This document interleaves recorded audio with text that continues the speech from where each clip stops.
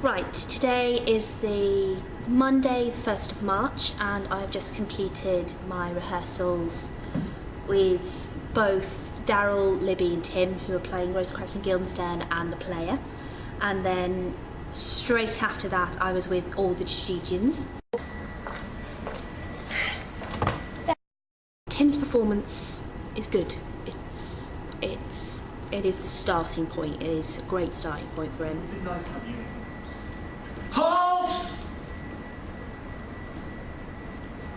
Okay, can you open the doors first and not go halt? It's like you're running in. Open the door a little bit. Peek out. See them. Halt! And then. Because you're not actually saying halt to them, you're saying halt to the Yes. tragedians behind you. It would have been nice to have unicorns. But I want him to be a bit more from the diaphragm, a bit more gut. I think what I'm going to have to do is I'm going to have to work with him on his voice, just so he can have some strength behind it, because I think that's what the player is. He's been so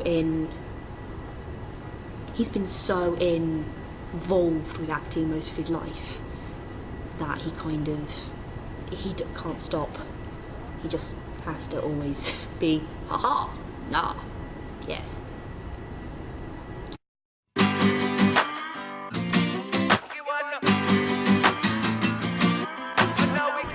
Pretty much had a mental breakdown because I couldn't think about it. I couldn't literally visualize it in my head. But having them, even if they were two sections back to back after each other, really helped.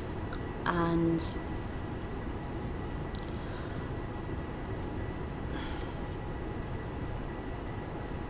I think it could work.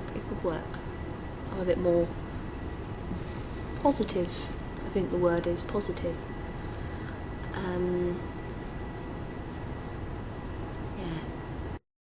You happen to get caught up in the action. Get caught up in the action. It's like, remember, pedal. I'm gonna say that a lot today. Yep. Pedal. Hey. It costs little to watch and little more if you happen to get caught up in the action. If that's your taste, and times being what they are. What are they? Yeah. Plan for tomorrow, Wednesday the 2nd of March, which just happens to be my 21st birthday. Woo me. That is to get Tim and the tragedians, so the player and the tragedians, together as one.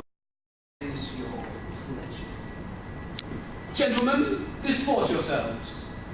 There. Thin air. See anything you is to get Tim and the tragedians, so the player and the tragedians, together as one. As one simple unit. So they understand what they're doing and he understands what they're doing, so he can tweak his performance to it.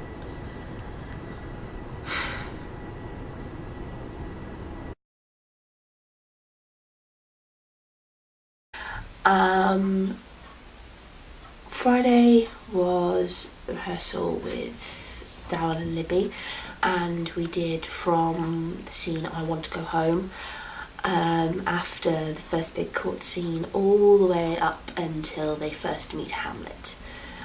At first it was just basically, it was quite static actually, because they were just reading off each other. They weren't bouncing as much, but they still had their scripts in their hands and they didn't really know their lines yet.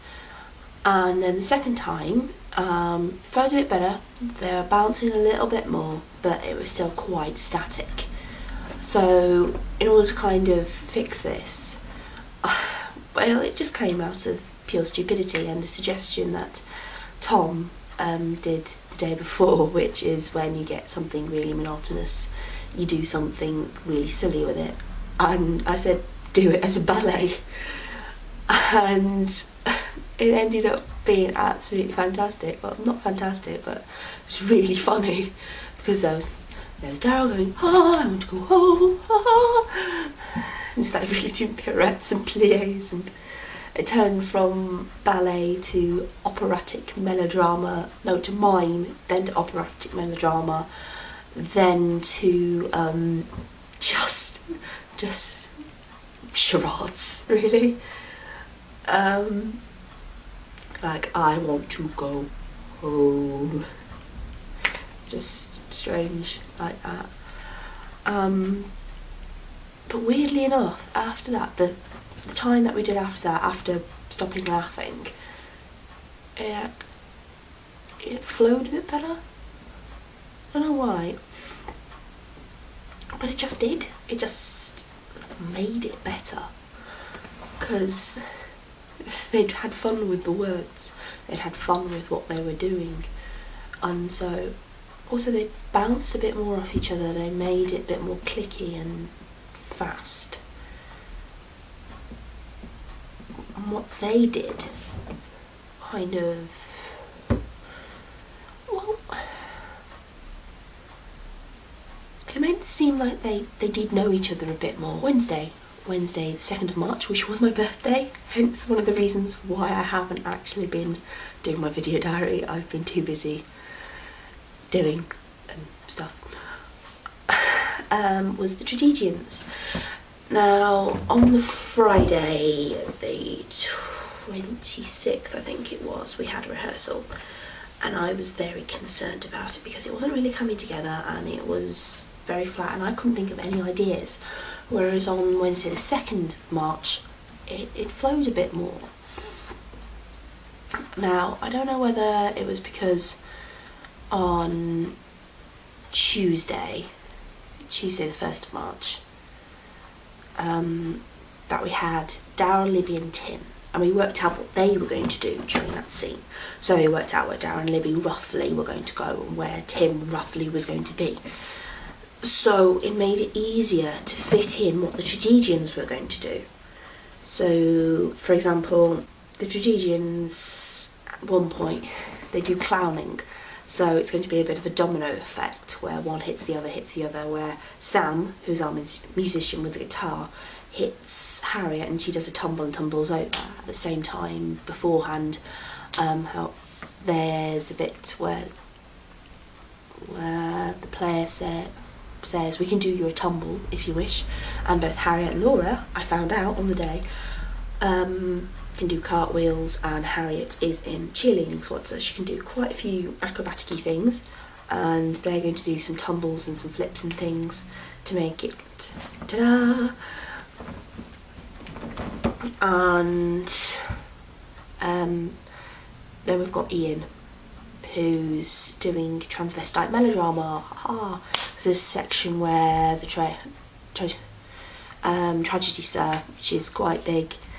In the movie they make something of it, and I don't know whether before the movie they made something of it, but I know that productions since at least have made something of that tragedy sir section.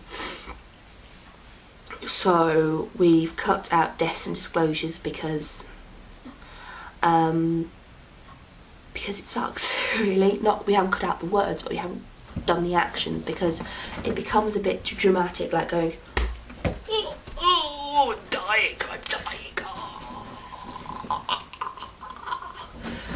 No, don't do that. That is just stupid. And we've also cut, what is it? Cut deaths and disclosures, so there's none of that. It's just stupid. It's not needed. It's really not needed. So we've cut it down to transvestite melodrama, battles on skirmish level, and heroes, villains, tormented lovers, rapiers, rape, or both. Now, from this, we've got transvestite melodrama.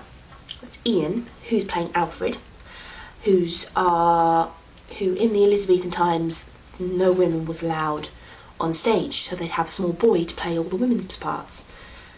Alfred is that. Okay? Alfred is our small boy. So what I'm going to have him do is just let down his hair. he's got very short hair, so he's going to have a wig on, but not to actually put a wig on during the transvestite melodrama bit, because one, it's going to take too long, two, it's going to be a bit silly looking and just plain stupid, really. I mean, come on. And he's just going to let down his hair and he's going to curtsy while he's still in male costume. So I was like, is he? Isn't he?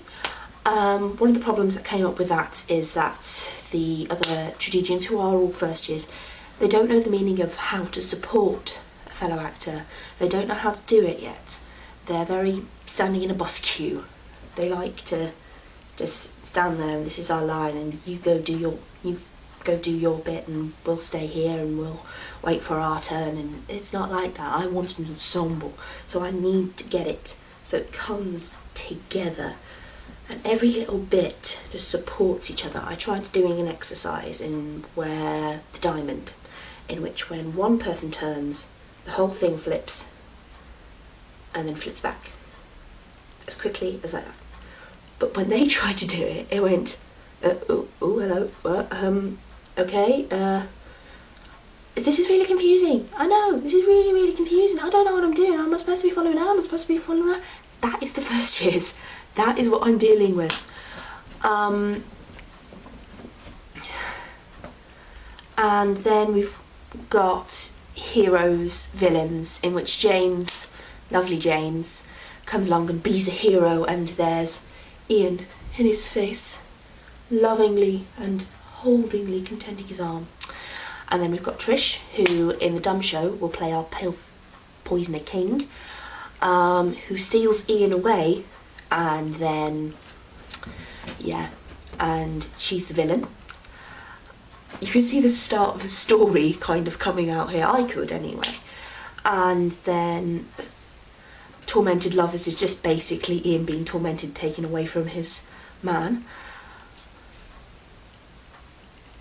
Oh, sorry, I forgot the battles. There is going to be a battle, and yeah.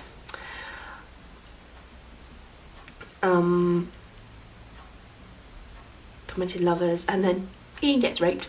Just a little bit. And they fight over him, and in gratitude, well, I'll leave that to the imagination. You'll see on the day for that one. I'm not saying it in my video diary. So, the story kind of came out that James had returned from battle, his love was waiting for him, his love gets stolen, he goes and finds the villain that does it. She has been deflowered and raped and de-virginalized, and he fights for her back and he accepts her love, and in gratitude, yes, that kind of story kind of happened. I think it's going to work because it's just my sense of humour. I'm just wrong. I really am just wrong. And like towards the end of the tragedians, it kind of, whereas last week I was very, oh God, I don't know what I'm doing. God, having a mental breakdown, crying my eyes out. Because I didn't know what I was doing. It's my first time as director. This time I'm like, my brain is starting to work because it's thinking about things, it's doing things. It's all notes on a sketch pad. I keep saying this, it's notes on a sketch pad. Just notes on a sketch pad, and I need to find time that is right for me just to go, right, need to bring in a lecturer just to see if we're doing it right, and then we can properly set it in stone. Because on notes in the sketchpad you can scribble it out, you can erase bits, you can put stuff in, you can do it. It's still very, very rough, but I think it can get there. It can get